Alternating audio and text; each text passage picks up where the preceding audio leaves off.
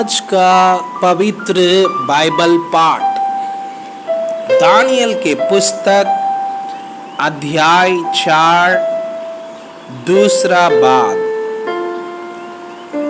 Daniel द्वारा स्वप्न का अर्थ बताया जाना। तब दानियल, जिसका नाम बेलतशस्सार भी था, घड़ी भर घबराता रहा और सोचते सोचते व्याकुल हो गया। तब राजा कहने लगा, हे बेलतशस्सार, इस स्वप्न से या इसके फल से तू व्याकुल मत हो। बेलतशस्सार ने कहा, हे मेरे प्रभु, यह स्वप्न तेरे भैरियों पर और इसका अर्थ तेरे द्रोहियों पर फले।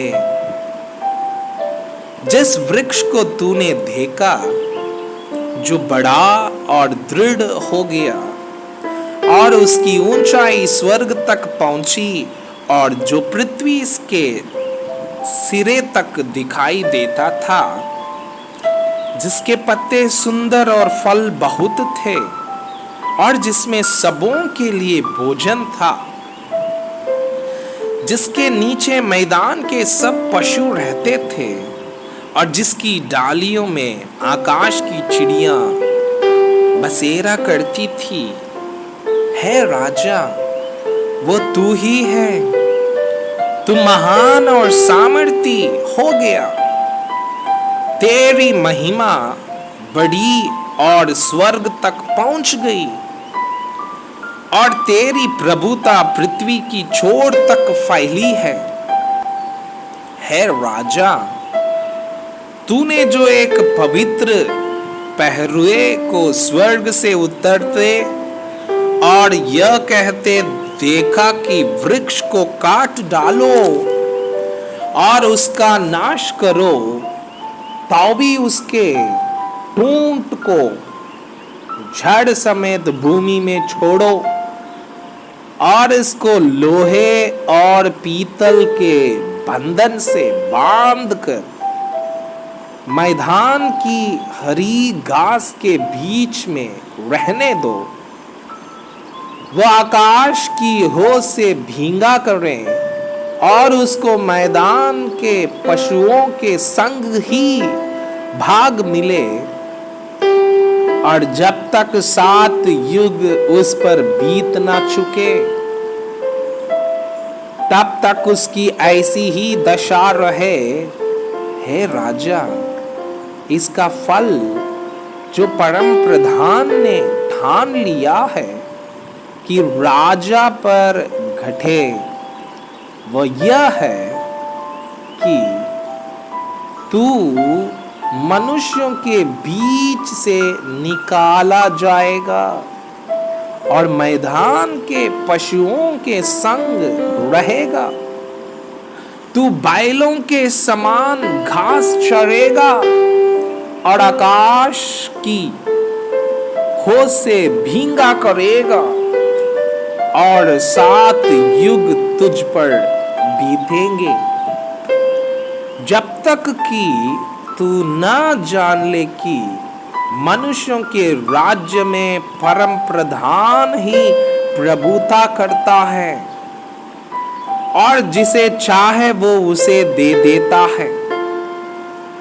उस वृक्ष के टूंट को जड़ समेत छोड़ने की आज्ञा जो हुई है, इसका अर्थ यह है कि तेरा राज्य तेरे लिए बना रहेगा, और जब तू जान लेगा कि जगत का प्रभु स्वर्ग ही में है, तब तू फिर से राज्य करने पाएगा। इस कारण हे राजा, मेरी यह सम्मति स्वीकार कर कि यदि तू पाप छोड़कर धर्म करने लगे और अधर्म छोड़कर दीनहीनों पर दया करने लगे, तो संभव है कि ऐसा करने से तेरा चैन बना रहे। यह सब कुछ नेबुकदनेस्सर राजा पर घट गया। 12 महीने के बीतने पर जब वो बेबीलोन के राजभवन की छत पर टहल रहा था, तब वो कहने लगा, क्या ये बड़ा बेबीलोन नहीं है जिसे मैं ही ने अपने बल और सामर्थ से राजनिवास होने को और अपने प्रताप की बड़ाई के लिए बसाया है। यह वचन राजा के मुंह से निकलने भी न पाया था कि आकाशवाणी हुई, है राजा नेबुकदनेस्सर, तेरे विषय में यह आज्ञा निकलती है, राज्य तेरे हाथ से निकल गया और तू मनुष्यों के बीच से निकाला जाएगा और मैदान के पशुओं के संग रहेगा और बैलों के समान घास चरेगा और 7 काल तुझ पर बीतेंगी, जब तक कि तू न जान ले कि परम प्रधान मनुष्यों के राज्य में प्रभुता करता है और जिसे चाहे वो उसे दे देता है। उसी घड़ी यह वचन नेबुकदनेस्सर के विषय में पूरा हुआ।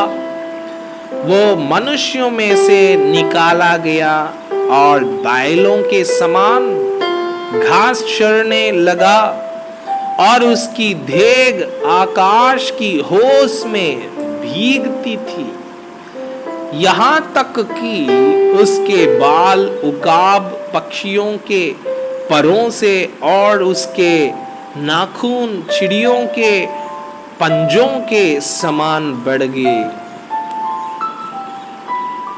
नेबुकदनेस्सर द्वारा परमेश्वर का स्तुति गान।